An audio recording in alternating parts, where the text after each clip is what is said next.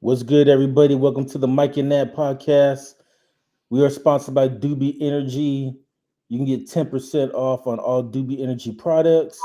All you got to do is scan that QR code to our right and type in Mob Squad 508. It'll help you keep you up, especially during those European games or during those 10-7 primetime games that we've been getting this year where offense can't do nothing. Crazy. 100%. Or if you're simply just a Titans or Raiders fan, it'll keep you up watching those games too. For sure. If you're a Raiders fan, you definitely need to scan that QR Yeah. code. But yeah, so we're gonna on this video, we're gonna break down week 13 of the NFL season. We have 6 games left. Well, 5 games after this weekend. So the season's almost over and it's almost playoff time as the playoff seasons are heating up. So we'll start with our first game, and that is the Arizona Cardinals at the Tampa Bay Buccaneers.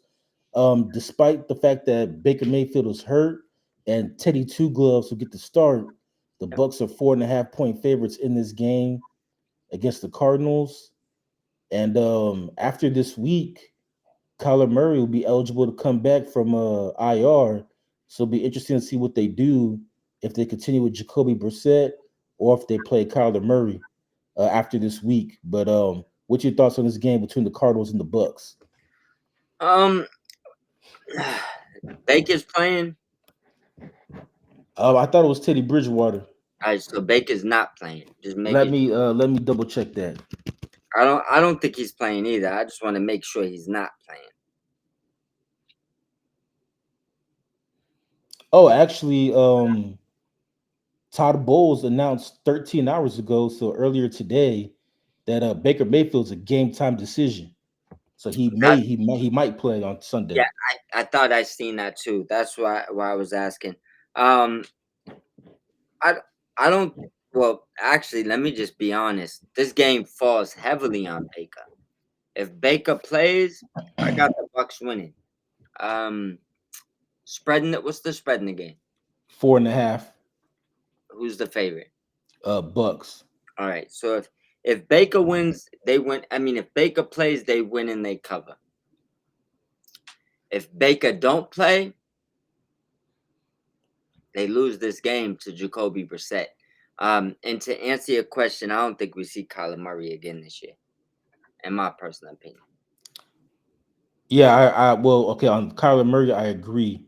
If the reports are true that they were trying to trade him during the deadline and nobody wanted him, therefore they're going to try to trade him again this offseason, and it wouldn't make sense to play him and have him get hurt and affect his trade value. So I think they're just going to ride out with Jacoby Brissett. I agree with you. As for this game, I think I'm with you. If Baker plays, I think the Bucks win. Actually, even with Teddy Bridgewater, I still think the Bucks will win this game.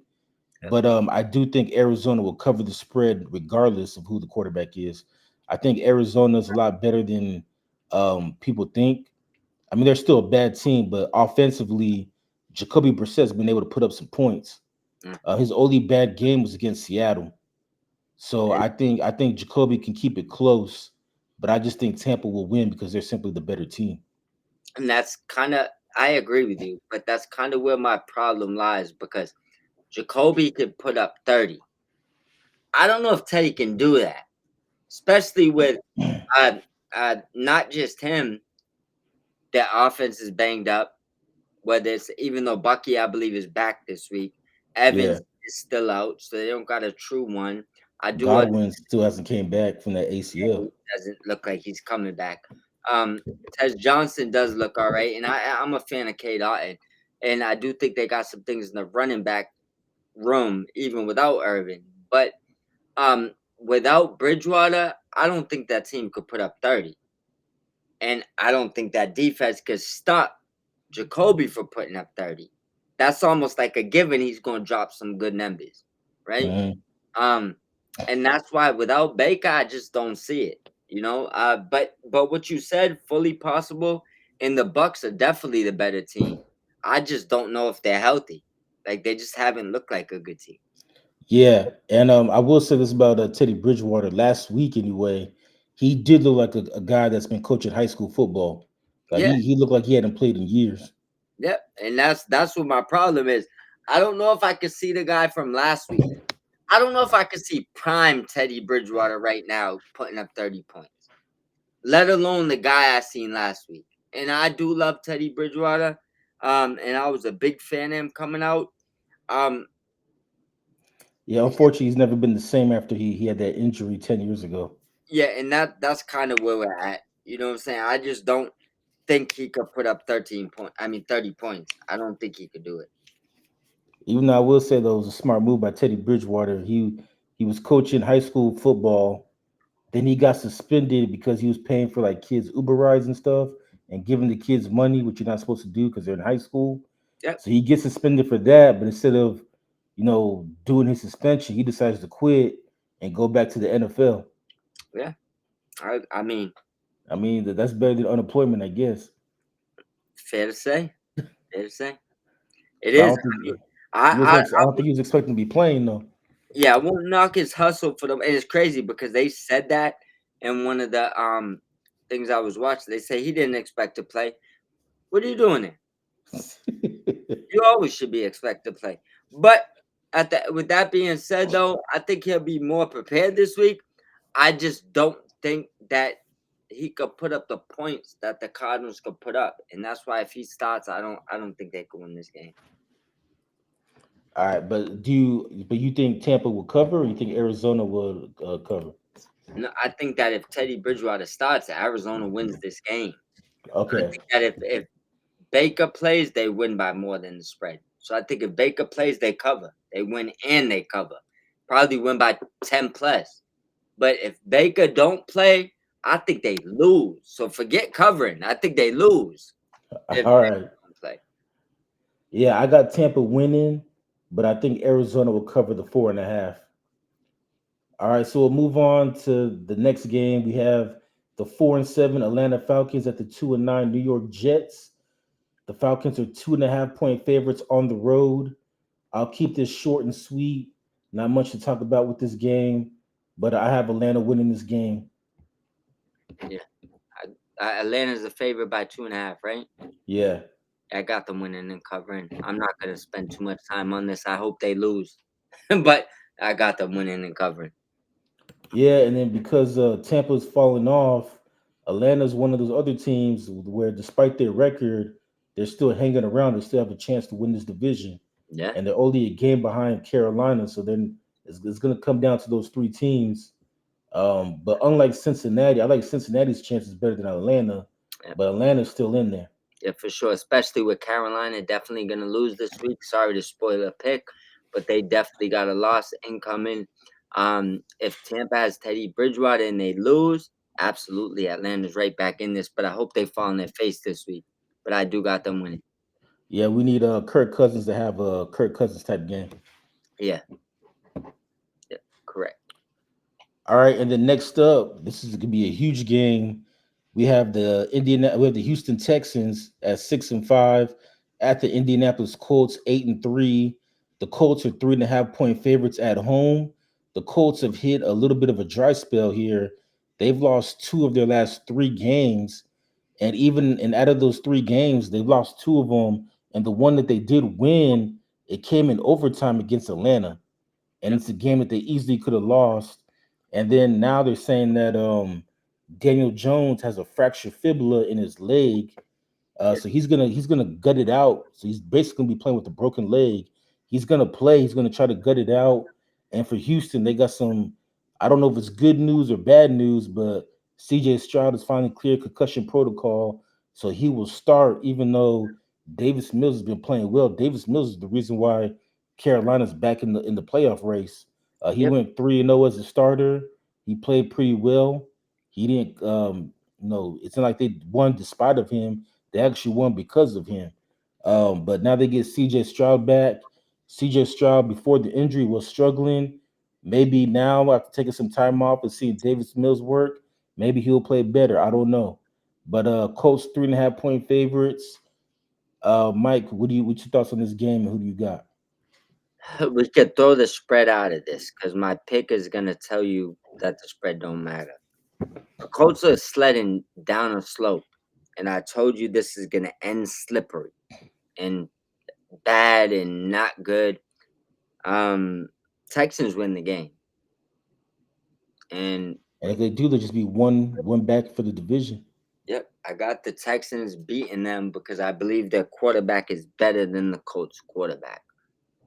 That's that honestly my over. I think that they have a better one wide receiver. I think they got the better quarterback. I think that obviously Jonathan Taylor is one of the best in the world for the Colts. I'm not knocking that. But I think that the Texans offense is better. They just had a couple of hiccups. I think their offense woke up with Davis Mills, and I think CJ Stroud will look closer to the CJ Stroud the old than he did in the beginning of the season because I think the team's confidence is up.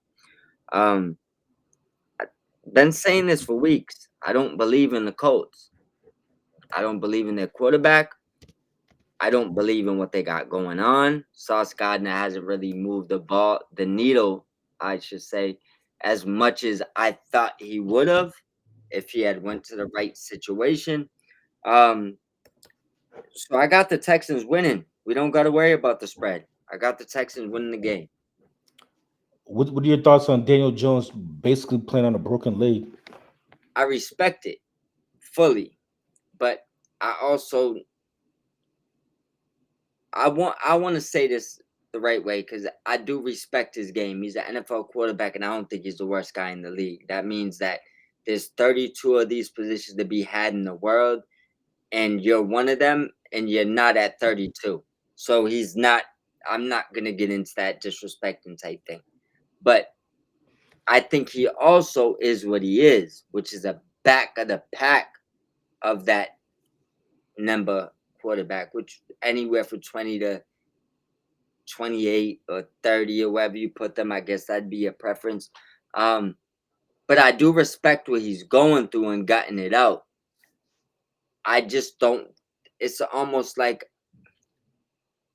I don't want to say that they're faking injuries, but it's almost like, bro, this ain't why y'all are losing because Daniel Jones is still kind of balling, right? Well, So I don't think it's so much them using it as an excuse for why he's losing. I look at it is the reason why he's playing through this injury is he because he he needs to back. knows, yeah, he knows he doesn't have the security, to just say like, okay, my legs broke, I'm just gonna sit out the season. Let's let Anthony Richards do his thing. Daniel Jones knows he doesn't have the security. He's a free agent at the end of the year, so Well, he's playing for a contract, whether it's with the Colts or a different team, and so he's trying to gut it out and prove his worth. It's kind of like Brock Purdy early in the season, when he came back early from that turf toe and yeah. he struggled against Jacksonville, and then that's when the Niners like, look, we're just gonna sit you out because and just play Mac Jones. I think Daniel Jones could sit right now, and he's done enough for a team like the Vikings or whatever it is to wanna take a chance on him and give him a good back. So that I get it. I do get that, and I do get that what's going on. But my thing is this: broken leg, bro. I don't know if that's something you're playing through. I just feel like there's like a little bit of hoopla in here. You know what I'm saying? That's just me. And I get it. Well, A if I fraction. if I see if I see his ass running, then I know he's bullshitting. Yeah, because my thing is this. Technically, if I break my hand, I mean mangle it, and you got a small hair fracture, you broke your hand, right? Right. So you can say we both got broken hands, but mine's got ran over by a truck. It's barely there. You got like a hairline crack or something. Yeah. It's not really the same There's thing. there's different levels. There's different levels to it. Yeah, so I get it. You got a fracture, which is considered a break. But I don't think you'd be out there with a broken leg. And that's why I don't buy into that. But I do agree that he's playing for a contract. And I don't think the Colts have to pay him. I think somebody else will, even if they don't. Uh the worst thing he could do though, Richardson has way more potential than him. If Richardson comes in and plays 2 good games, you're not getting a contract in Indy.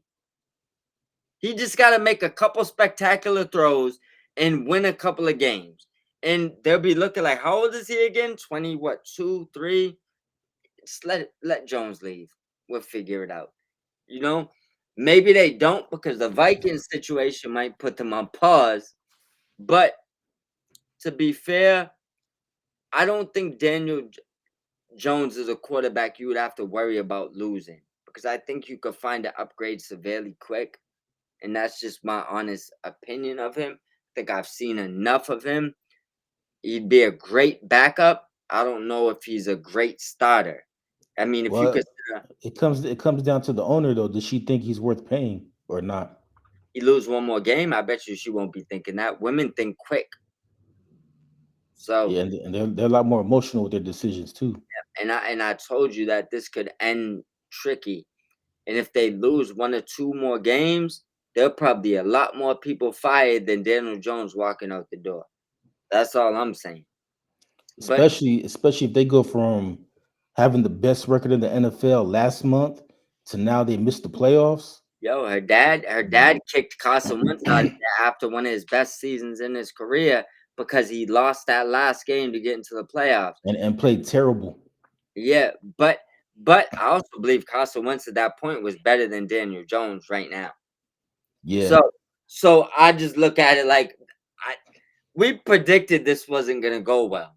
And I laid off it because I didn't want to feel like I'm like just throwing haymakers like I got war with the Colts. But this is gonna end the way we expected it to end, bro.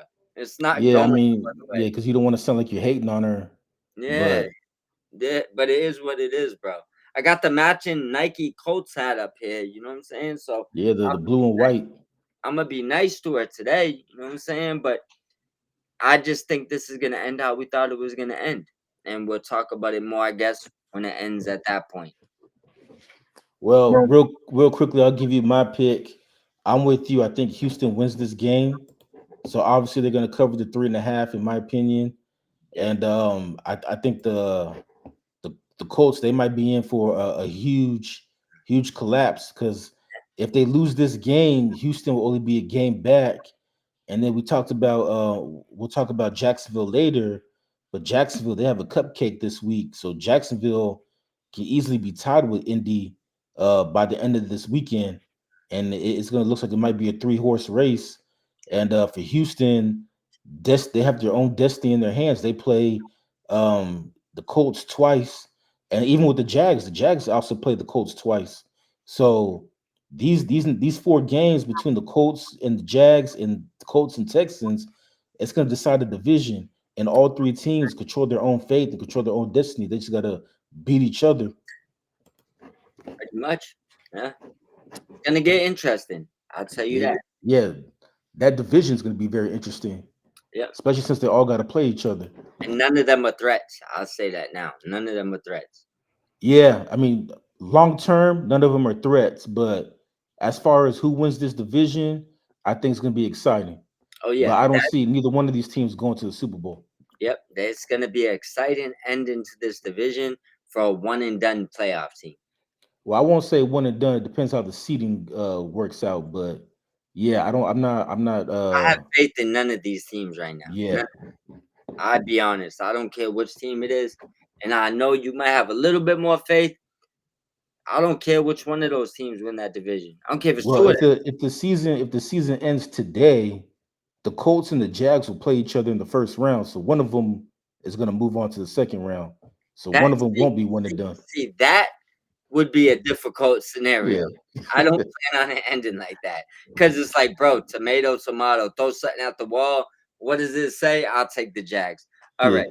But as far as like all three of them, if they play any team in the first round outside of their division, it really doesn't matter who wins the division because I don't think they'll win that game. Yeah, they're probably going to lose.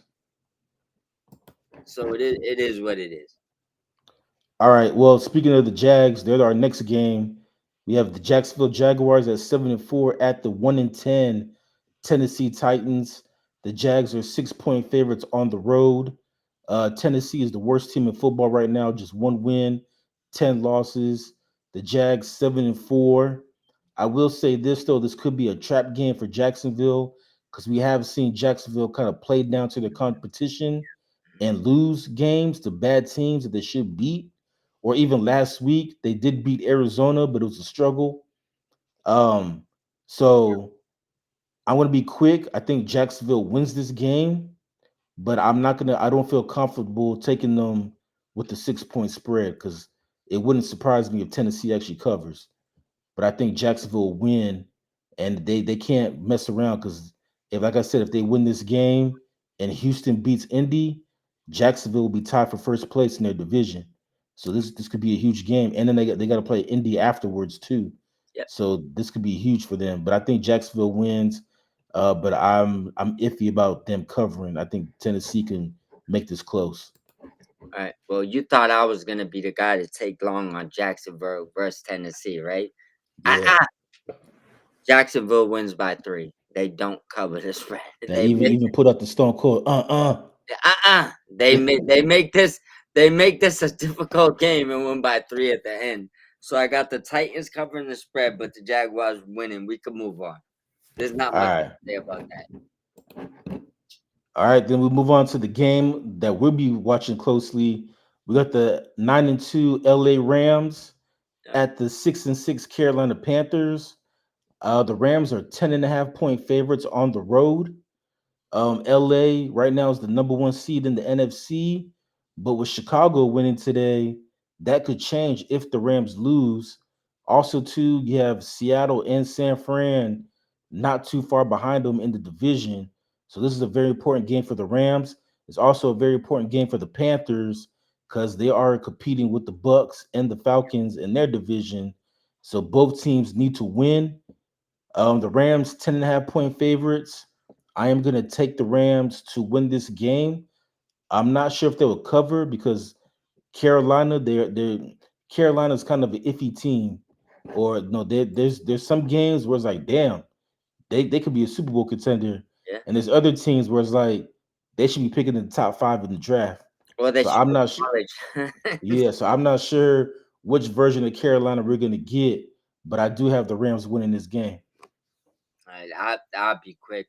Um, this game's one-sided, but due to the fact that Sean McVay doesn't know how to step on people when they're down, it could be like a personality deficiency or something. I don't know at this point, but the Rams will win this game easily. They will. There no. There'll be no point in this game where the Rams will be in danger of thinking they're gonna lose, but they won't get close to covering that spread. This will be like a 6, 7 point win. So 10.5. Give me the Panthers all day. The Rams Yeah, don't like blowing people out, and they blew someone out last week. So you think they're gonna do that 2 times in a row? I don't. Even especially on the though road. even though they're in the same division, I don't see it. So I'd say the Rams win like a 31-24 type of game, maybe even 31-21, but it won't be the 10.5, right? So I got the Panthers covering, but the Rams will win this game fairly easy. Yeah, I'm with you. I could see this being a 10 point game or maybe like a 7 or 8 point game. But I don't see them winning by 2 touchdowns. No, yeah, I don't see it either at all. All right, and then this next game might be the worst game of the weekend.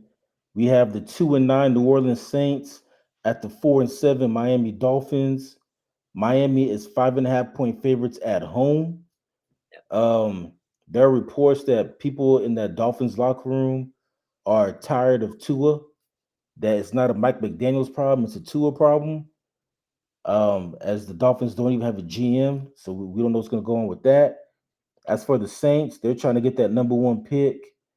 Um, I'm just going to be sure. I'm going to take the Dolphins only because they're at home and Mhm. they should win this game at home.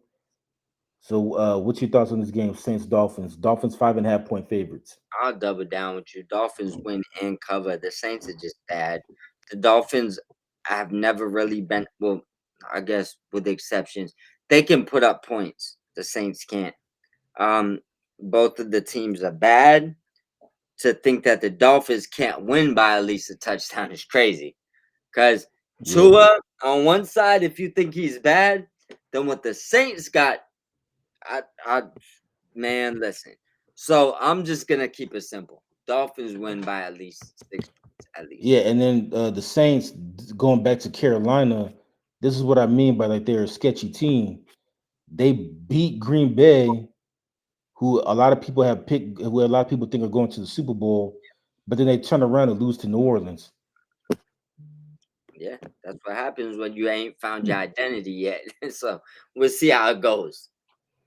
Yeah, so we'll move on from that game. Both of us got Miami winning and covering the spread. Next up, we have the San Francisco 49ers at 8-4 at the Cleveland Browns 3-8. Despite Dylan Gabriel being cleared from concussion protocol, Kevin Stefanski said that Shador will start this game. As for the Niners, I know they have the easiest schedule, but the NFL is not doing them any favors. I think they're the only team that has yet to have a bye week. Yeah, they're Patriots too. I think. I don't think the Oh Packers. yeah, the Patriots, yeah. But yeah, the Niners 8-4, Browns 3-8. The Niners are 4.5 point favorites at home. I'm taking the Niners to win this game, but it wouldn't surprise me if Cleveland covers. Cleveland still has a top five defense despite their offensive struggles. I do think the Niners, even though they've struggled defensively the last 3 or 4 games, even though they did play better last week because Bryce Young, but I think Shador will struggle. I think Robert Sala will call up some things that Shador has never seen before and make him uncomfortable. He's still a rookie. So I think Robert Sala will try to make him uncomfortable, might give him some exotic blitzes. He will struggle. But I think because of Cleveland's defense, it wouldn't surprise me if Brock Purdy struggles as well. And this game's actually close, but I think the Niners pull it out at the end. But I think Cleveland can cover the 4.5. What's your thoughts on this game? I agree with mostly everything you just said. I got Cleveland covering. I almost got them winning this game.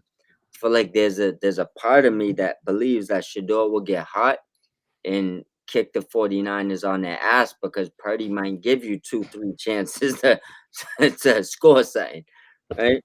But I'm gonna go with the Niners winning, Browns covering.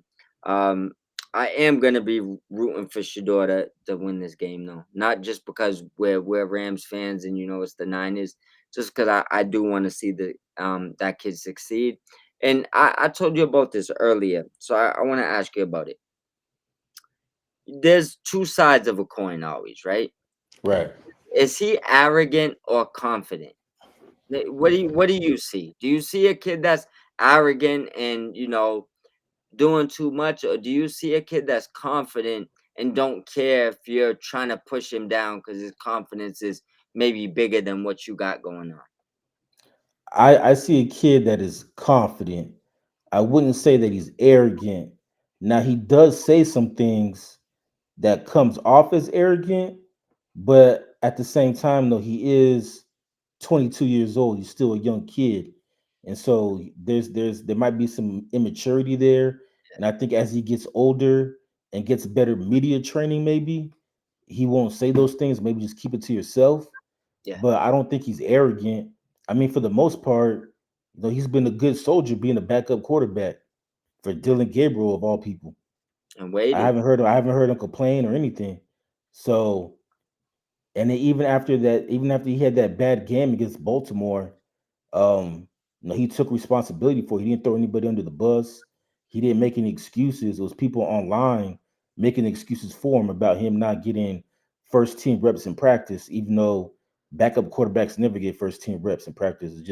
It is what it is. Yeah, So I don't see him as being arrogant at all. I just think he's a confident kid.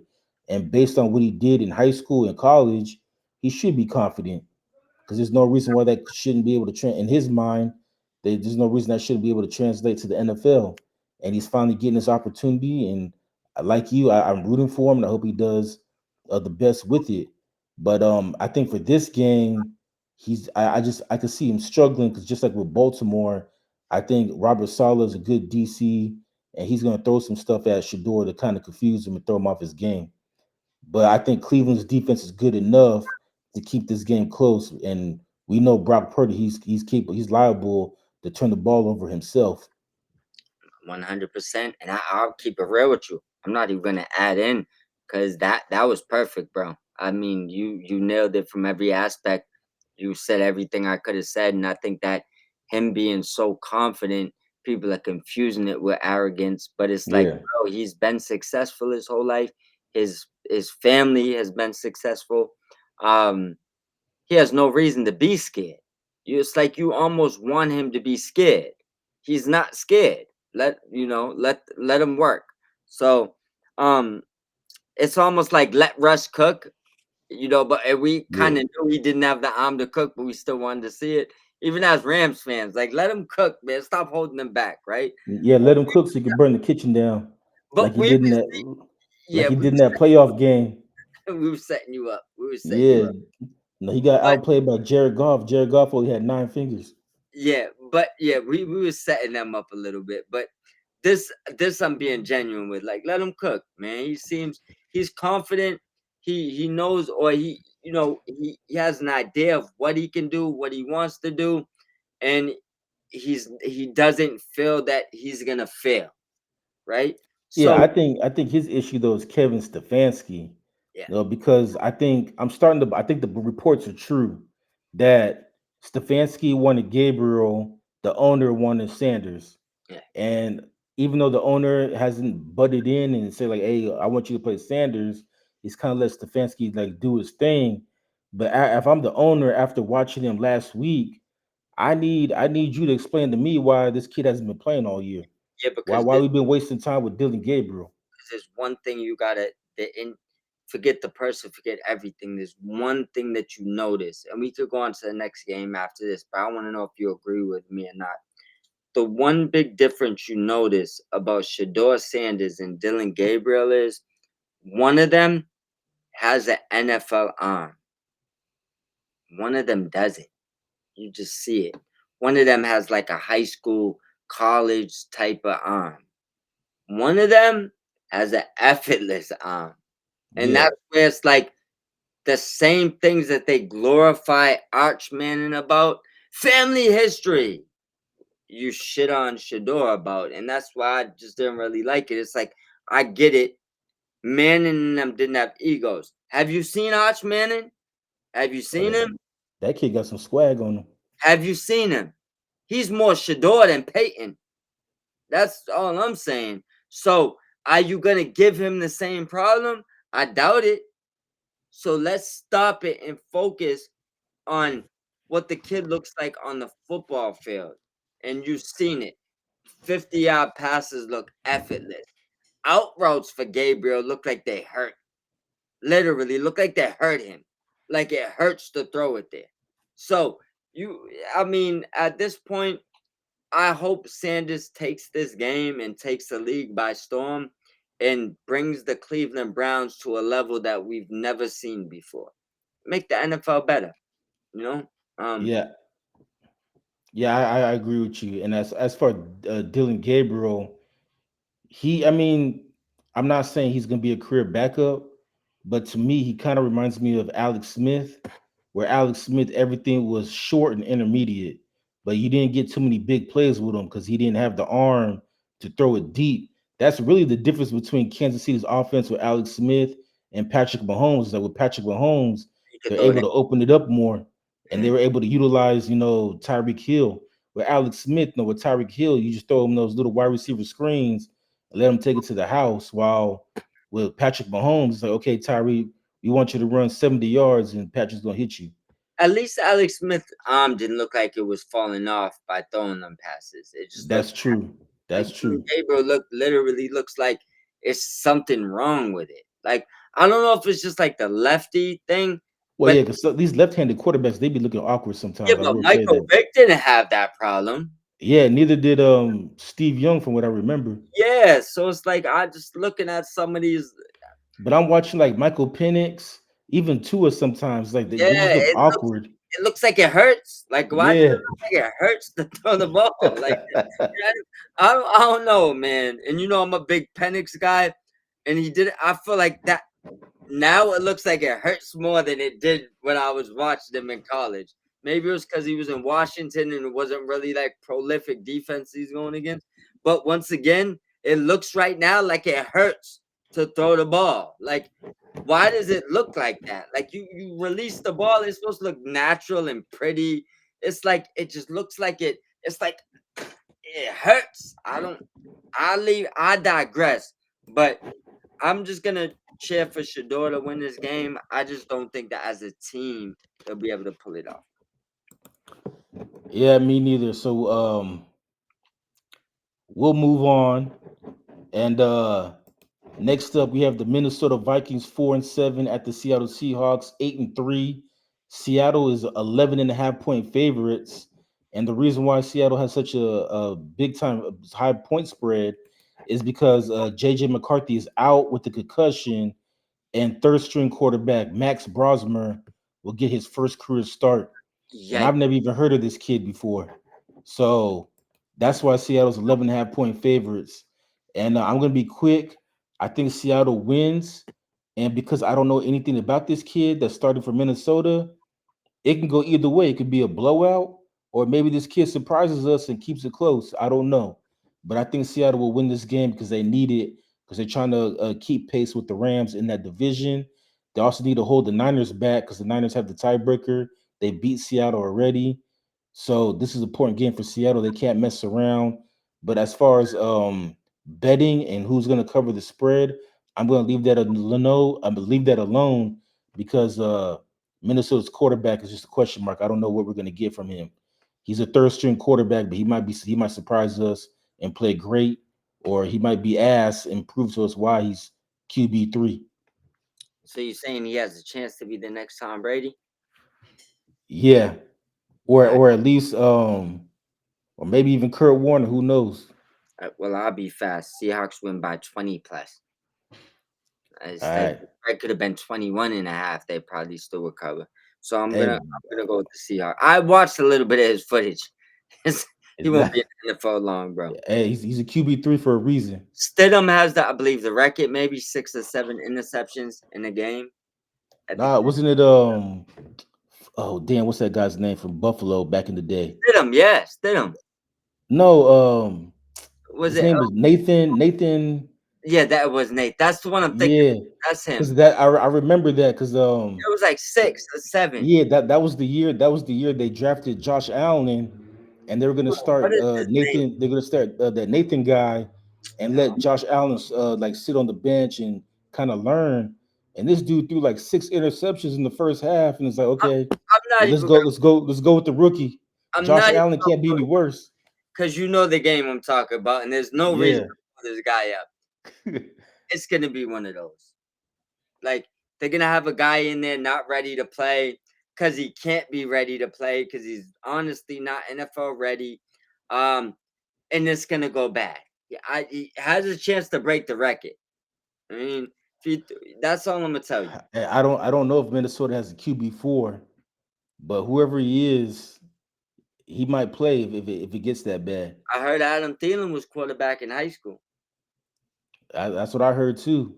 So, But I mean, whoever's the quarterback, it can't be worse than JJ McCarthy. The Vikings oh, you had can't. the Vikings have 4 yards of offense in the second half. Like no bullshit. For the whole second half, they only had 4 yards of offense against the Packers. But they also got a block, man. Like the kid, I did have no time to throw that game. That shit was terrible. Yeah, and we talked about this last week, but I'll just repeat it again. I know Vikings fans, they're frustrated and they're losing their patience with JJ McCarthy.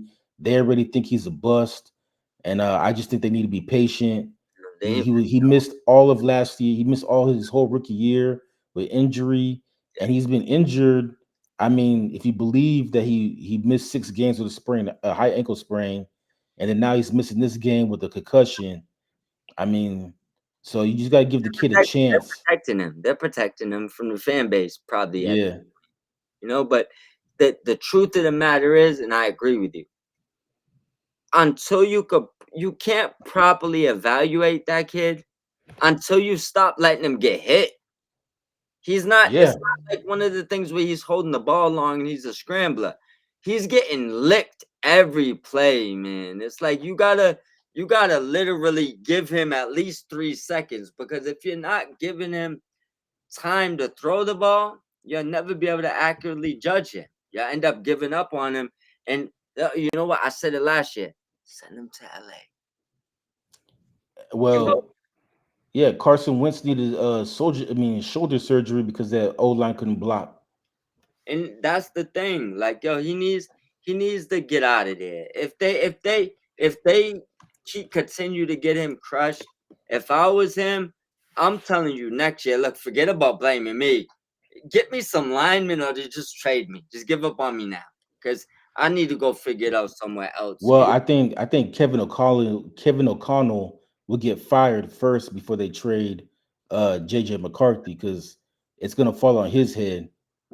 He's gonna take the blame because they're gonna look at it like, okay, you had a Super Bowl ready roster.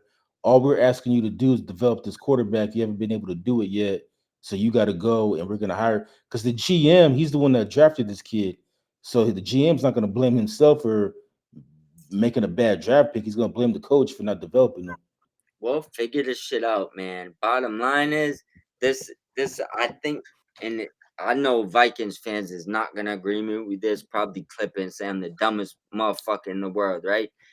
This is more of an offensive line problem than a JJ McCarthy problem, from what I've seen the past few weeks. Well, I think Vikings fans they're in the same position that Rams fans were in 5 years ago, where Rams fans they just lost their patience with Jared Goff and everything that happened with that team, it was Jared Goff's fault. Yeah, Even if it wasn't, they just blamed Jared Goff, and yeah. they were all happy when we traded him to Detroit, and that's how Vikings fans seem to me right now, where it's like they believe they have a Super Bowl roster, but what's holding them back is the quarterback, and at this point, they just want any quarterback but JJ. But they forgot the alternative. Did they forget Sam Donald's last game last year or the playoff game? Did they forget about it? No, but did you see what Sam Darnold's doing in Seattle? And it's like, well, Oh, we after Seattle collapses at the end of the year, tell Vikings fans to talk to us.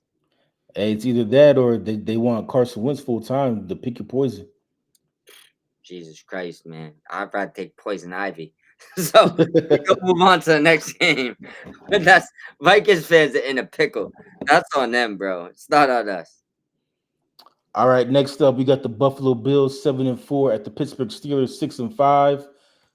Buffalo's 3-point favorites at home. Buffalo made some news this week. They signed Brandon Cooks, which I think was a good move. They needed a wide receiver one. I think it also sent signals too that they might be done with Keon Coleman. They've now benched him 2 games in a row for missing meetings. To be So fair, they released Elijah Moore. So yeah, that too. But I think the Bills coach, he's the opposite of Mike McDaniels. It's like you miss meetings, I'm suspending your ass for 2 games. Mike McDaniels, you miss a meeting, he don't do nothing. said, look, we gotta make an example out you, Yeah, bro.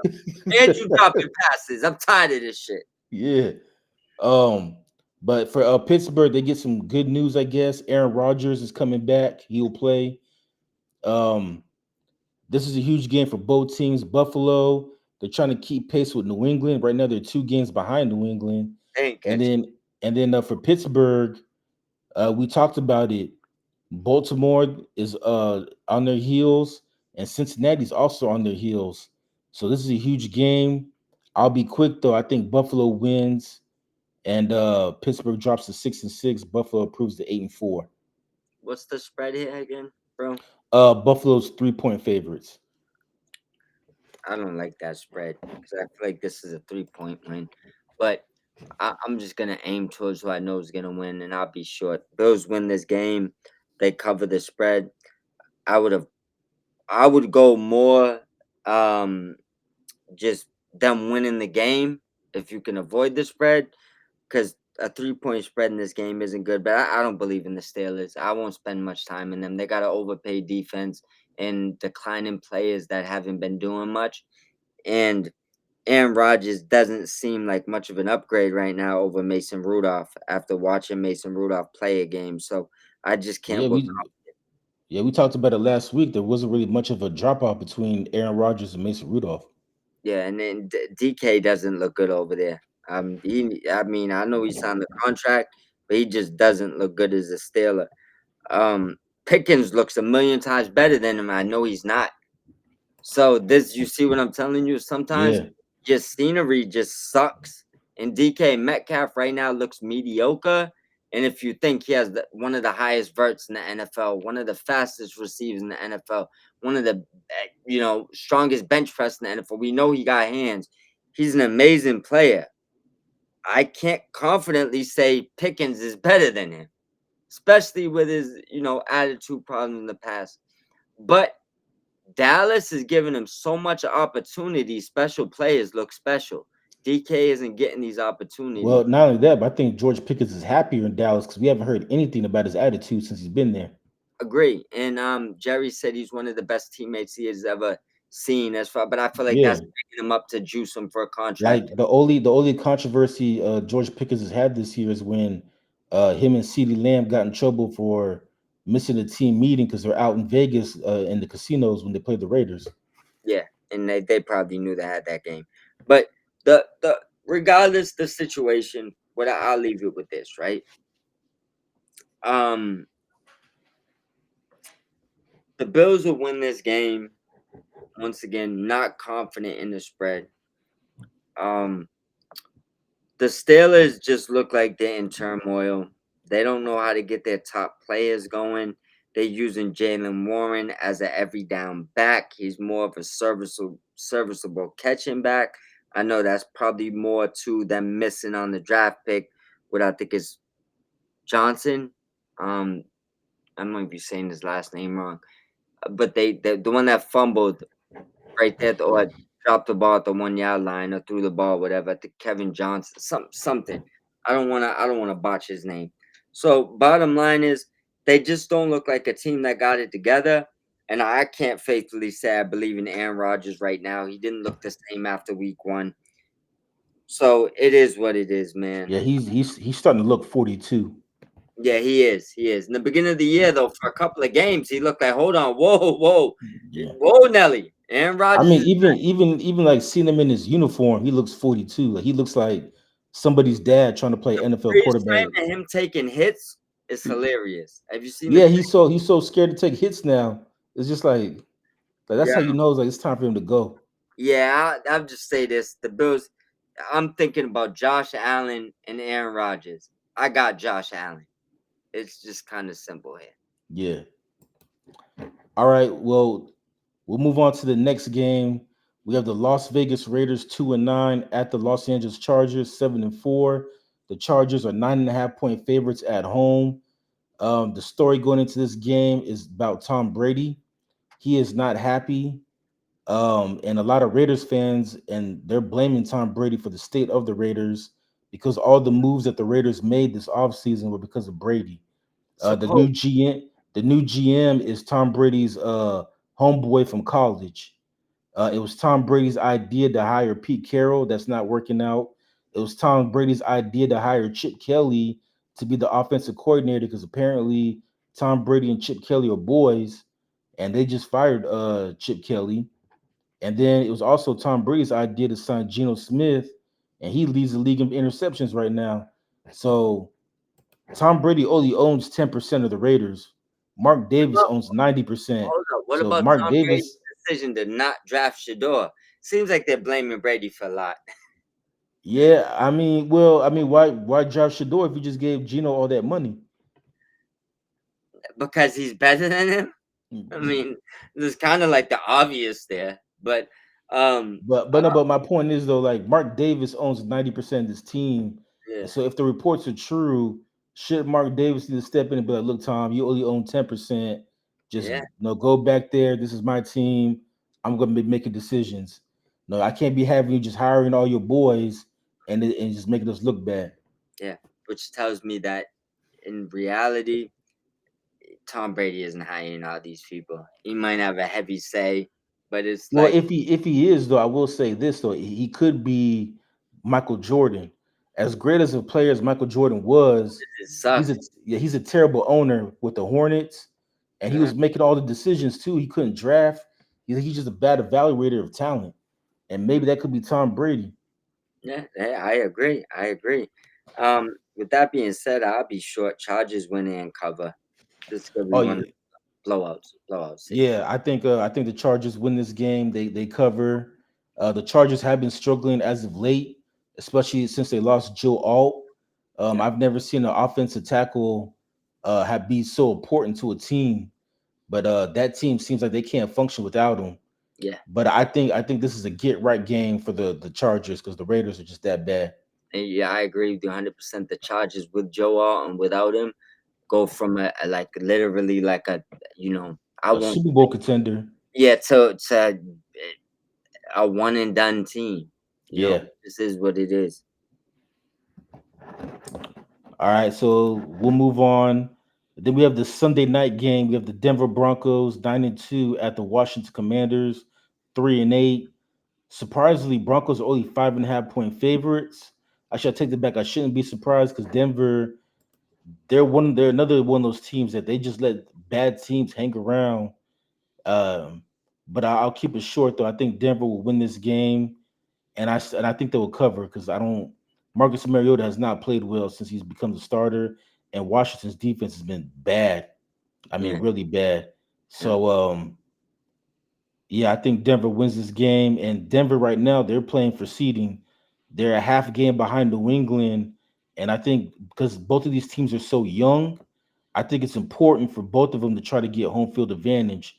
Whoever gets home field advantage will have an easier path to get to the Super Bowl. And so I think Denver wants to get home field advantage, and they need to win this game to either keep pace with the Patriots or surpass the Patriots. Well, let me be short with you because I agree with everything you're saying. Broncos defense is too good. Their coach is too good. Um, this is my I'll say it now. This is my best bet of the week. Broncos covering 5.5 over the Commanders. The Commanders haven't showed anything. They honestly, I told you, we're not. I mean, we don't. We both believe Marcus Mariota is very serviceable. So let me make sure I put that out there. We're not people that believe he's one of the bums in the NFL. But it doesn't matter if you put Daniels in this game. This is my best bet of the week. It's the Broncos defense covering. Doesn't even matter about the offense. Their defense Yeah. will cover this. Well, in defense of Mariota too, the one thing that people are not talking about is that he's still missing his best weapons. Tarek McLaurin is hurt. Luke McCaffrey's hurt. Yeah. The only receiver he has is Debo. Yeah. And he could So have a little bit. yeah, and Debo's missed games too. So it's like who's Mariota throwing the ball to? Their running game is atrocious. Yeah, I think they regret trading away Brian Robinson. Oh, he looks good. Every time he gets the ball in San Francisco, he looks good. I didn't realize how big he was. He looks like it looks like he grew 3 inches and got 40 pounds since he went to San Francisco. Yeah, because like Troy Aikman during the Monday night game was talking about how Kyle Shanahan is using Brian Robinson as a change of pace back. He's more power while McCaffrey's more, But why didn't he look lightning. that big But before? yeah, but that's what I'm saying. Like he didn't look that big in Washington to be a change of pace. Hard. Like all of a sudden, this dude got taller and became like and became David Montgomery all of a Yo, sudden. I don't know what happened, but I looked at him the last game. Maybe it's just the jersey, but he just looks bigger, taller, stronger. I don't know, man. Maybe that's a different Brian Robinson from an alternate timeline or something. I don't know. It's not the same guy I remember in Washington, but Or either that, he hit a growth spurt. for sure. But Broncos is your best bet of the week. They just All mainly because the spread is so pedestrian. right, and then the last game we have the 2-10 New York Giants at the 10-2 New England Patriots. The Patriots are 7.5 point favorites. The Giants did get some good news. Jackson Dart will get the start as he cleared a concussion protocol. And I will say this: I think New England wins this game, but Hmm. I got the Giants covering. Once again, I think people are being disrespectful to the Giants. The one thing we know about the Giants is they're going to keep it close.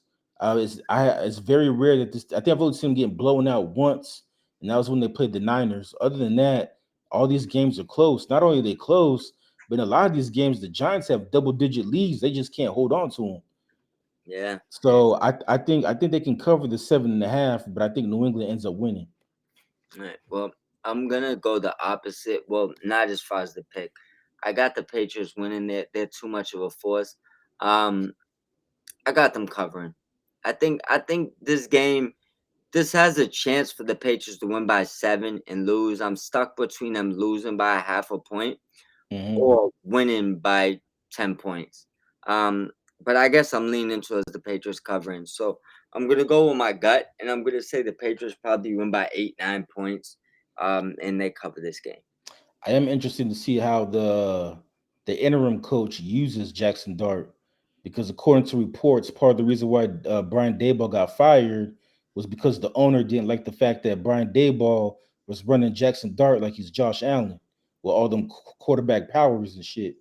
And so I'm curious to see how the new coach uses him, and will he utilize his legs at all? Like Jackson Dot when he's running. Outside of the size, he might be a better scrambler than Josh Allen. It's just Josh Allen got the weight to absorb the hits. Well, yeah, and I think that's the owner of the Giants. That's his point. It's like, yeah, Jackson Dart is a good scrambler, excuse me, and he could be a dual threat quarterback, but you can't be running quarterback powers like he's 6'6", 250 like Josh Allen when he's not. Well, let's do one thing, and this is why I'm going to challenge the Giants organization through you. All right. Tell me the size and weight of Lamar Jackson, and then tell me the size and weight of Jackson Dart. All right, let me pull that up.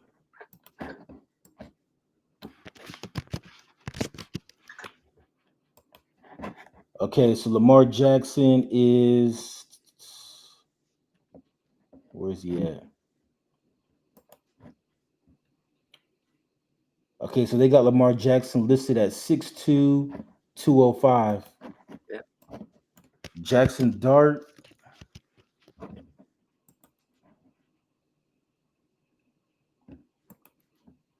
Jackson Dart's listed at 6'2", 223. So So I can. he's 20 pounds heavier than Lamar Jackson. So what was Dayball doing wrong? Is it because he's white? Because I knew he was bigger than Lamar. I could see that. No, I think what happened is that he got knocked out with the concussion. And I think the Giants owner is like, look, you're fucking up my my I have an investment. You're fucking up my investment. No, we finally found our franchise quarterback after 7 years of Daniel Jones. It didn't work out. We've been trying to find a franchise quarterback since Eli retired. We finally got him. But if you keep running him and he keeps getting these concussions, you're gonna shorten his career. I And know, I but think that's the way the Giants are looking at it. I know, but I look at it more like why not service your offense around what he's actually, he's definitely good at, which is his legs. Lamar's been in the NFL for a long time, right? Yeah. He's had concussions, injuries. Bro, the boy got 20 pounds on him and he got probably more swagger than him. You So know what though? I'll say this though. Dabo was on the hot seat anyway, that's what it and was. he was probably gonna get fired anyway. That's what I it was. just think that instead of waiting to the end of the season, once Jackson Dart got hurt, the owner's like, okay, I had enough. Yeah, Like so it's time for him to go. that's what it is. And I think it was a bad decision personally. But I'll give you an example. If John Harbaugh was like, I want to come coach the Giants, I want Jackson Dot to be my next Lamar Jackson, do you think they'd have a problem with it? No, because they know that John Harbaugh has a resume. All Brian right. Daboll doesn't. There you go. There you go. Oh, So and speaking of which, though, I did see on IG today, yeah. Giants fans are posting for our boy Chris Schuler I to be know, the no, next head don't say coach. it. Don't say it. And I I thought knew about it you. was I thought coming. about you because I you knew it was mentioned that coming. last week. I knew And it. you put it out there. Now Giants fans like, hey, we want Chris Schuler. I already knew it. Like I smelt it coming about a month ago. And I was like, I don't know if I would have put this in the air. And I slipped up last week, man. My fault, Yeah, bro. Giants fans, I they're like, should have man, Giants fans like we want Chris Schuler, next head coach. I put the energy in the air, bro. I should have hit it. I knew it. I seen it and I didn't even comment on the report. I almost broke my TV. Like, nah, bro. I'm gonna give you another hard take for Giants fans to swallow. Schuler's not leaving this year. Everybody thinks he is. He's not leaving this year. I'll say this though, in all seriousness though, whoever gets that Giants job, they're walking into Oh, they're lit. yeah, they're set. I mean, they have all their best players are under 30. Like Yeah. you can have like if you can afford to keep everybody, Yeah, you can have a potential dynasty on your hands bro. if Just everything think like this. If you're a coach walking in there, you got a franchise quarterback. As, a assuming franchise running back. Yep, assuming Scatterbo comes back, it looks the same. But even if he Yeah, don't, Tyrone Tracy is good. I don't know why people yeah, act like he's a scrub. He fought for the job last year, and this year just kind of got overpassed by the next hot sensation. But he's a real good running back. Neighbors, you got your wide, so you got a RB1, QB1, and wide receiver one. Theo Johnson still. So you got a tight end one too, right? yeah. Uh, And you don't got forget Billinger. Billinger's pretty good too. I know, but Theo Johnson is another level. Now, as far as D line, it's loaded. There's not many D lines more loaded than the Giants, right? So you get every superior position on offense. You might need a little bit of offensive line work, right? But you got all the skill positions set. You got the whole D line set. Bro, that's a great job. Like if you're gonna leave somewhere, and it's New York, that's a great job. But I just don't think after looking at it and seeing responses and the way it's working, I don't think Shula leaves. But I did see another thing that said that Sean McVay told someone he never put someone in a better position to be a head coach than Shula. He Yeah, said he's been prepping him to be a head coach from the minute he started working with him, right? And he's never done that with nobody. So he's ready. But I also think that Shula isn't gonna leave if Stafford comes back next year. So I think if Stafford comes back next year, I think Shula's gonna give it one more year. Cause looking at the landscape, the Giants would be my pick if I'm him. But yeah. I think out of all the jobs that are open right now, and there's obviously gonna be more when the season ends. But right now, you have the Giants job that's open. There's another team too that fired the Tennessee. I yeah. mean, out of those two teams, I'm taking the Giants over the Yeah, Titans right now. I'm not interested to go work with Ward. That he hasn't shown me enough. Just from Yeah, looking at it, like like right now, the Giants they have both the offense and defensive rookies of the year. yeah, yeah. It's almost like the Rams. You remember a little while back. And so all I'm telling you, right, is like, look it. The Giants is a superior job that's going to be open, and I knew that from from the very minute that that job was open, Shula would be a hot candidate for that job. And I don't know why I knew it, but I just knew it. It was what it was. And as you can see, Ant got bumped off. It must be his internet, but don't worry about any of that. We just got one more game to get to. But let it as a Rams fan, I pray Shula stays with the Rams for one more season.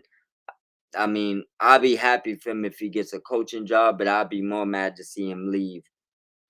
As far as the last game, let's jump right into it, and then assuming that he jumps right back on, will be good. If not, I'll get through it, and he could throw his prediction under the post after. But the last game that we're gonna predict here, let's throw it down, is going to be. Actually, we was on it. The Patriots and Giants, but we didn't get to everything. I got the Patriots covering. I don't think this would be much of a competition. We did get into how big we are on the Giants. I apologize for thinking there was one more game. But with that being said, um, on to the next episode. Shout out to the sponsor W Energy. Oh, there he goes, jumping back in. Yo, yo, yo, yo, yo.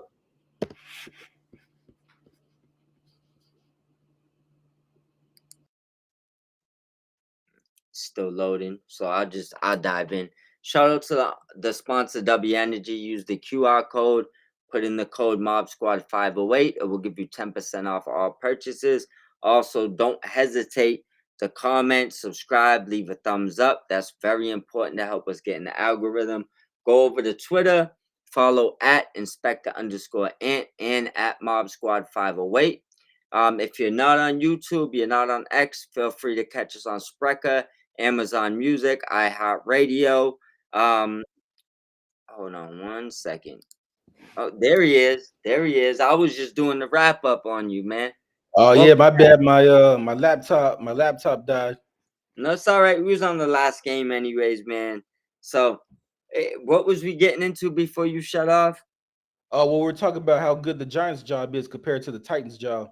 Yeah, one of them. That's like apples and oranges. One of them is like a premier job. One of them is like, bro, you know you're getting fired at the end of the year. There's no Yeah, I mean, not only one's like you said, one's a premier job, and I just feel like with the Giants, like whoever takes that job, they're set up. The talent is there. For them, it's just about getting the coach right. So whoever takes that job, they're gonna be set up for more success. While for the Titans, they have nothing. Like it's a complete rebuild for Tennessee. And like well, you said, like after a year or two, you're probably gonna get fired anyway. yeah, you're gonna need a new quarterback too, and you're gonna have to deal with the Levis versus Woods situation when you see Levis is better than him at practice. So what are you gonna do there? It's gonna Yeah, be that's a something that people are not talking about next year when Will Levis comes back. Will Levis is far superior to Cam Wood. So when you watch them at practice and you decide you want to start Levis, it's gonna be a bad situation. I just wouldn't want to be there. Um, the thing that I want to ask you, and I don't want to get off of this game, but we're pretty much wrapped up with. I got the Patriots covering. Did you have them covering? Not covering, right? No, I had the Patriots winning, but not covering. Not covering. I got them covering. Um, what I want to ask you is this, and this is probably off topic a little bit, for sure is, but I want to ask you, how much coaching do you think Sean McVay has left in him? Uh that's tough because I want to say he's only 39. So And I not want to say, no age. Remember, he's already dabbled in, you yeah, know, that's what I was gonna say because um I hope he could be like Belichick or Pete Carroll and coach into his 70s. yeah, But at the same time, it wouldn't surprise me if he's like the next John Madden, where he burns out at 41 and decides he's gonna do TV for the rest of his life. crazy because Sean McVay video games would be crazy right now. The new that take that spot, Pete. I mean, he You still might he have still got he still got a McVay yeah, me playing 2025. McVay, be playing McVay 45. Yeah, listen, it might be the wave. It might be the wave. But the reason why I say that is this, right? We've heard for, and sometimes it just happens quick. We've heard the rumors for a couple of years now, right? Yeah. With Shula, hairstyles the same. Remember, I told you a couple weeks ago, he just reminds me of Sean McVay with black hair. You just kind of see it in him. They look like twins. Just one has this hair, don't gotta look exactly alike, but just ego, the way they move, the way they dress, the way their pants are rolled up at the bottom. Everything looks the same, right? And it just leads me to believe that if Sean McVay taught him everything he didn't teach nobody else, he might be McVay's replacement. That might be the job. That might be why he's not speaking on anything else. It just depends on how much longer McVay stays there And and this how much does Shula want to wait. and this is what it comes down to. If McVay already told him, I'm training you now because I got 2 years left of me. That's the most. I'm tapped out. He's not going nowhere. And I kind of see that between them two. I feel like he's the next Rams coach. Well, it That's was yeah. I mean, it could be like Belichick and Gerard Mayo, where Belichick set it up to where whenever he retires, Gerard Mayo is going to take over as the head coach. The and I only problem is that Robert Kraft was so in a hurry to get rid of Belichick that he let Mayo step in there when he wasn't ready. I agree, but Shula is ready, and Yeah. I think that But I makes plus I think it's also in his DNA. Like his grandfather is one of the greatest coaches ever. I And I so I mean, I want to believe I'm pretty sure he picked his grandfather's brain before he passed away. he's our next coach. So if he don't take a job this year, it leads me to believe that Sean McVay is actually expiring sooner than we think, and Yeah. he is the coach stepping in. Like In a perfect world, I would love to see that happen.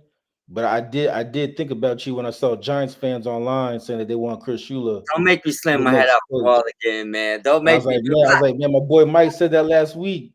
And I because it hear was Giants fans arguing, talking about that's our next coach right there.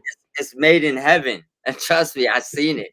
Like it's just kind of you when you look at the D line, and you look at what Shula can do with the pieces he has, and you look at what he has in New York, and then he'll have high draft picks. Bro, listen, like, forget the defense. He could put anybody over there and tell him what to do. That defense will work. If he has just a piece of what Sean McVay does on offense, he's your guy. And if from the rumors, it seems like Sean's promoting him to get a job. Like, bro, I taught him everything. Take him, which is kind of making me mad because Yeah, like I don't know if he could develop Jackson Dart, but he could work wonders with that defense. They'll definitely be like a top 5 defense if he's the head coach. I also feel like the age factor, he might just be able to relate to him. I think that's the part where a lot of people don't understand. Like Yeah, Sean, because he's still in his 30s while Jackson Dart is like 21, 22. I think Sean McVay and Matthew Stafford's relationship is why Matthew Stafford right now is playing the best he's ever played in his career. I Yeah, think they're if only 2 years apart. think they could sit down, take shots together, bring their wives, go out to eat, talk, and they're literally it's like the kid you grew up with. So I think that their relationship is why right now he probably told Stafford, stop the tunnel vision, bro. Might have took him 3 years to understand him when he's telling him that. But now Stafford's like, you know what, bro? Cheers. I got you. You know what I'm saying? It's like they the same age. You know what I'm Yeah, saying? you know what? That's a good point though, because that could also be the reason why him and Goff didn't get along because they're maybe 12, 13 years apart in age. Yeah, and I think Stafford and McVay just have a connection. Only one I've seen that may be better because Brady and Belichick's connection was never good. It doesn't matter. He's the GOAT. Their connection always sucked. Um, Yeah, is Brady said they didn't even talk during the offseason. They only talked at work. I was in the building, bro. Trust me, I was there working there. They didn't get along. Everybody knew that. But besides Stafford and McVay, I think that and this might trump Stafford and McVay because they're more like brothers. I think Andy Reid and Patrick Mahomes got a father-son relationship. Yeah, When another one too I was gonna say was I mean this is going way, way back, but Troy Aikman and Jimmy Johnson back oh, in the day. great relationship. Great. Steve Young had one with his coach too. Yeah, So George Seifert, yeah. yep. So it depend. I mean, we could go back, but I'm saying right now, Andy Reid and Sean McVay have the best relationships with their quarterback. It's not even close. I think they could. He could. Yeah, Mahomes will run through a wall for Andy, and vice versa. I think the same with Stafford and McVay. I don't think that. I think that's a big part in things like, for example, I don't see that with Josh Allen and Scott McDermott. And I feel like if they had that relationship, they might have had some jewelry. You know what I'm saying? Yeah, But and also too, Sean McDermott is a defensive guy, so it's probably harder for him to relate to Josh Allen. yeah, I and think from what I've seen today, I think Caleb Williams and Ben Johnson is getting there. it's growing. It's growing. And I think Dan Campbell and Jared Goff had it. It's not there this year. Like Dan Campbell just looks miserable. I don't Well, know. yeah, Dan Campbell and Jared Goff had it before Dan Campbell started calling plays. Yeah, like right now, it's like there's something going on. He's about Yeah, to I Sean think Jared McVay, Goff's like, Jared Goff. Jared Goff's probably like thinking like, what does this do? Like, what is this man calling? Like, Yeah, what's this Jared Goff bullshit? about I to got an be. audible every play. I got an audible out of this shit. Hate to say Jared Goff might go through the same thing, but you might be this coach's scapegoat too. You might end up being in the same situation that you just got kicked out of. Yeah, but the Lions gave Jared Goff a no trade clause, so they can't trade him unless Jared Goff says yes or agrees to it. And Hey, even then, it has to be a team that he wants to go to. hold on. Let me say one thing, and I've seen Rams fans going crazy over this, but let me throw it out there. Let me just throw it out. I'm gonna throw the energy out there. I'm gonna do it. See now we had to deal with that Giants energy stealing our coach, right? I know it was a fake rumor, but there was a rumor that went out this week that Jared Goff would like to go back to the Rams if he moves on. If Stafford retires, sign me the fuck up. I seen Rams fans going batshit talk about hell no. Are you stupid? Are you stupid? Like, why would you not want him back? Because they still think Goff is the same player that he was when he was 24. Even at that, didn't he bring us to a Super Bowl? Yeah, but a lot of Rams fans blame him for why we lost that Super Bowl. Let me just put it out there. Fuck hating Rams fans. Jared Goff's nice. And if our quarterback decides to retire and we could take back the quarterback that we traded for him, abso-fucking-lutely. Like, what are we doing here? You talk about we have a plethora of draft picks. You could pull in Jared Goff and just line him up with stars everywhere. Don't. So you're saying Sean McVay ain't that good of a coach? Because the quarterback already brought us to the Super Bowl. You saying the coach don't know how to coach the deal to get it done? Because you can't say a quarterback can't win a Super Bowl when he's been there. Yeah, it's just up to if both Goff and McVay are willing to mend the fences. Yeah. But my thing is this: Sean McVay been mending those fences since Jared Goff left. He been already saying a million times he know he was wrong. Should have did it different. He handled it wrong. He said it a million times. Yeah, Jared Goff just has a little bit of personal issues going on there. But I think that's because he knows he didn't do nothing wrong. You know, when someone knows they did something wrong to you, they're quick at a point to be like, you know what, I fucked up. But the person that wasn't wrong, you don't gotta forgive them. You didn't do anything. yeah, and I know Rams fans they get mad saying that Jared Goff needs to let it go, but No, he I don't. understand why he doesn't. He admitted to that he uses that as motivation every day. And Yep. I mean, Tom Brady did the same thing. Like he used the fact that Yep. he was a 6th round pick as motivation his whole career. It didn't matter that he won 7 Super Bowls, like that still hurt him. And he Yeah. used that as motivation, especially when you look at that draft class, you look at all the other quarterbacks in that class, it's Uh, like there's no reason why Brady shouldn't have been a 1st round pick. yeah. And the thing too is this, right? That's where it gets into to get back to the Shador shit. Some quarterbacks do it and they love it. They love it. Motivation. Everything's great. Use it. Do spit at you. Use that for the rest of your life. But the other dude, they're like, stop worrying about that. It happened last week. That's Yeah, corny. It's like, why does he get to use it for motivation, but I can't? You know what I'm saying? So exactly. it's just one of those things where it's like, look at Shador goes up there and says, Mike, look, you start in trouble, right? I ain't even saying that. You are. You start in trouble. I don't know about none of that, and I don't control what nobody says outside of this. Oh, he needed to hold his coach down. He needed to hold. No, he didn't. His coach ain't hold him down since he got drafted. Why does he need to do that, right?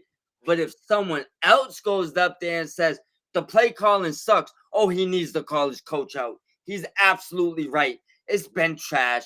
What's and that's the problem with these fake ass dudes. That's the problem. You know what I'm saying? It's not about what they're saying. It's about you not liking the person that's saying it. And that's disturbing. You know what I'm Exactly. saying? It's like, look it, leave it alone. And if I could get Jared Goff back, I'll be fair. If this season ended, I would trade you Matthew Stafford for Jared Goff. You know why? Jared Goff got a lot more years in the tank than Matthew Stafford. So if I traded him at the end of this season, what's Stafford giving you, a year? In Detroit, he might not even last a year. Jared got at least 6. Maybe It's even more because I mean he's only 30. I'm Him and being Matthew nice. Stafford are 7 years apart. I'm being nice. I know he got 6. Stafford at best 3, 2, 1. Maybe he wins and retires this year. If you could get a potential 6 to 10 for a maximum 1 to 3, give me the trade. Stafford also probably cost more than him next year. What's the problem? Too bad you can't send us Gibbs and Laporta with him, which was our picks. Yeah. That's all I would say. But I'll trade you the quarterback back because I need longevity, not short-term greatness. Jameson Williamson was also one of our picks. Yeah, I know. I didn't want to say that. That one hurts my feelings because I really wanted him during that draft. I didn't even care about the other two guys, but during the draft, I wanted Jameson Williams. I won't lie and say I knew who Laporta was in the draft because I didn't. And at that point, I didn't think we needed to draft Gibbs, but I wanted Jameson Williams, so I left him out purposely. You asshole. My bad. It's all right, bro. They got a few other things too. A couple good defensive players. Yeah, Brian Branch, Jack Campbell. Yep. Two of my other favorites on their defense. Probably their best two players outside of Aiden Hutchinson, of course. Yeah, I know Jacksonville's kicking themselves for passing on him. Man, listen, Jacksonville should be The kicking. player they took over him, I don't even know if he's still on the team. Bro, forget about that, man. The Travis Hunter pick ahead of everybody in the draft last year might even be worse than that. Like, I hope Hunter bounces back, but bro, do you Yeah, see because that? everybody was saying like Abdul Carter's the pick, and they passed on Abdul Carter and took Travis Hunter. Bro, not even that. There was probably maybe 20 other guys I would have took over Travis Hunter. Like, to be fair, I would have probably took. I don't know why I'm drawing a blank. The Colts tight end, Oh, Tyler Warren. Tyler Warren, definitely. Like, arguably, I mean, Loveland is getting up there now too. He's starting to look real good. You Yeah, might see why the Bears took him first. Before they might have just seen something. But both of those guys look like they're gonna be special. I think Genty. I get it, but last year you thought ETN was done. There was trade rumors, and you got rid of Bigsby. So like Genty, I probably would but have not took. only that, but if they wanted a wide receiver, I would have took a Ibuka. Now, I'd be fair. I would have took Ted McMillan. Yeah, him too. Like those would be my top two guys, either Buka or McMillan.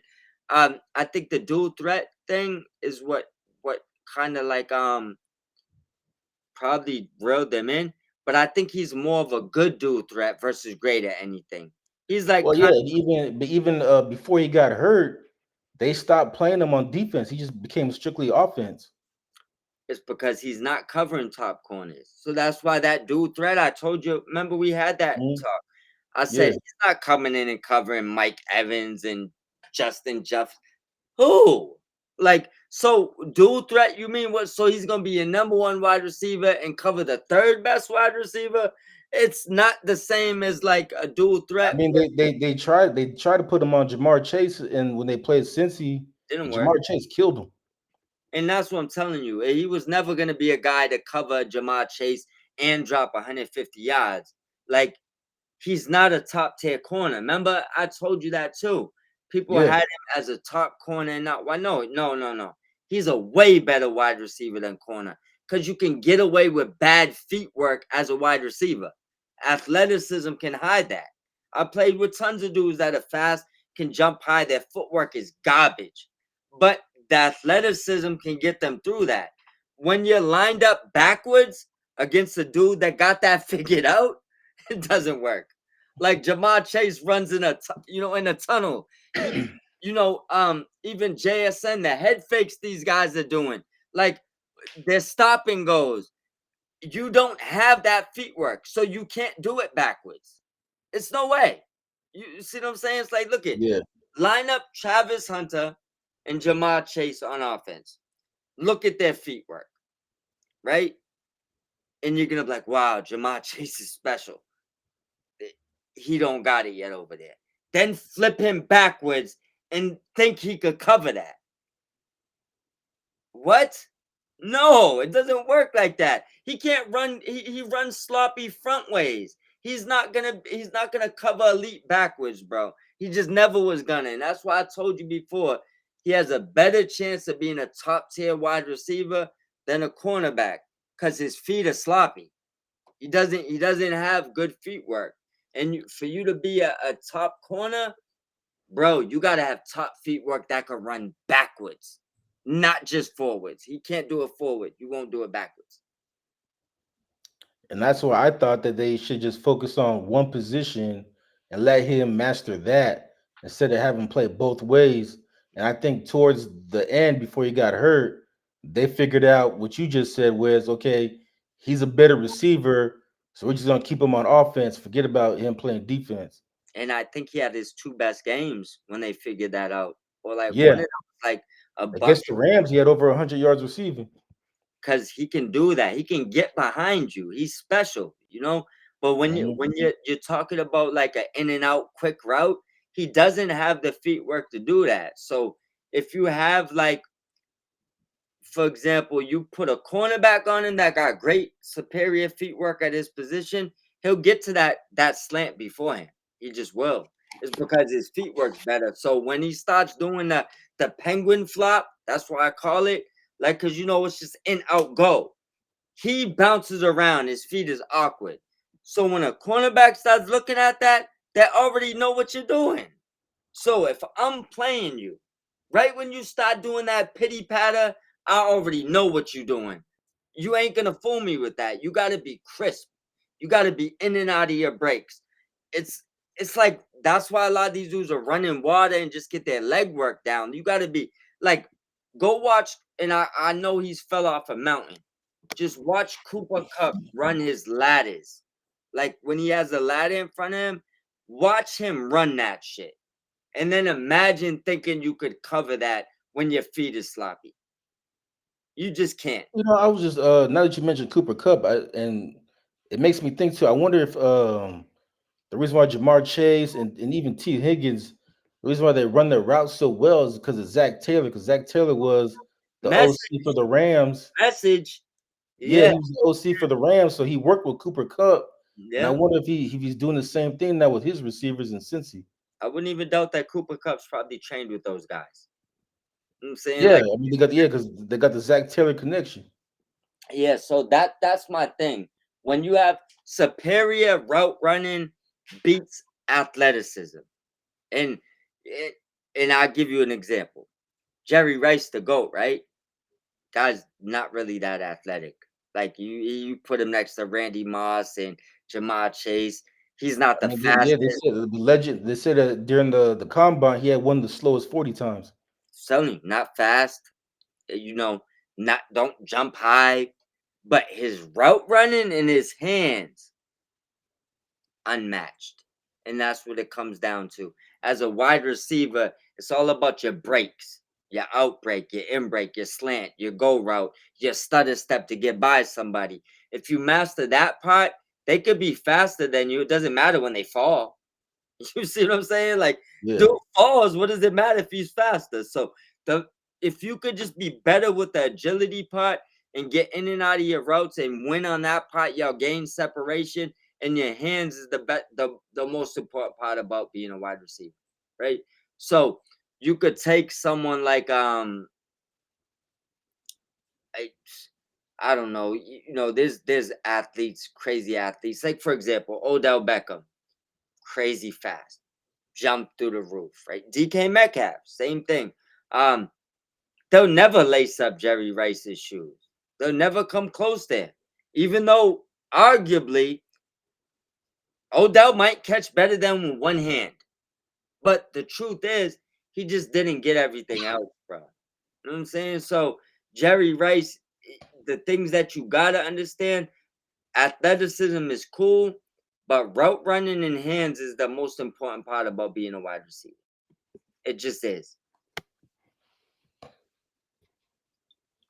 That's why dudes like Wes Welker, Danny Amendola, guys that we mentioned, Hines Ward, they made their career off having good hands and route running. They're yeah. not special at anything. Nothing. Especially Heinz Ward. He was a quarterback in college that they converted to wide receiver in the Julian Edelman pros. too. Julian Yeah, Edelman. same thing with Julian I Edelman. believe, to be fair, I think Wes Welker and Danny Amendola was both quarterbacks then too. You see the thing, because they know the way the routes is supposed to be ran. They know how to run them. Now, if their feet work is good, a quarterback that has a little bit of athleticism can convert to a great slot wide receiver because they know where the quarterback wants you to be. You played quarterback. You see Yeah. what I'm saying? So it just is what it is, man. All right. So you did the outro already, or you tell them where to follow us?